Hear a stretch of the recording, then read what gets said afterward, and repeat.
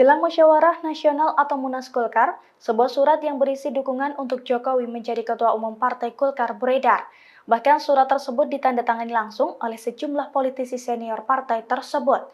Anggota Dewan Pakar Partai Golkar, Ridwan Hisyam pun membenarkan hal itu. Dilansir dari tribunnews.com, Ridwan mengatakan bahwa dirinya menjadi salah satu yang bertanda tangan di surat tersebut. Ia juga mengonfirmasi bahwa surat yang beredar itu ditujukan kepada Jokowi untuk diminta kesediaannya menjadi ketua umum. Pasalnya sejumlah politisi senior Golkar sepakat jika Jokowi bersedia mengisi kekosongan kursi ketua umum Golkar setelah Erlangga Hartarto mengundurkan diri. Menurut Ridwan, hal itu sebagai bentuk aspirasi pemilih Golkar di akar rumput agar Presiden Jokowi bersedia menjadi bagian dari Golkar. Diketahui sebelumnya surat dukungan untuk Jokowi menjadi Ketua Umum Golkar itu beredar sehari sebelum Munas, yakni pada Senin 19 Agustus 2024. Adapun Munas Golkar sendiri rencananya akan digelar pada Selasa 20 Agustus 2024 hari ini dengan agenda pemilihan Ketua Umum pengganti Erlangga Hartarto.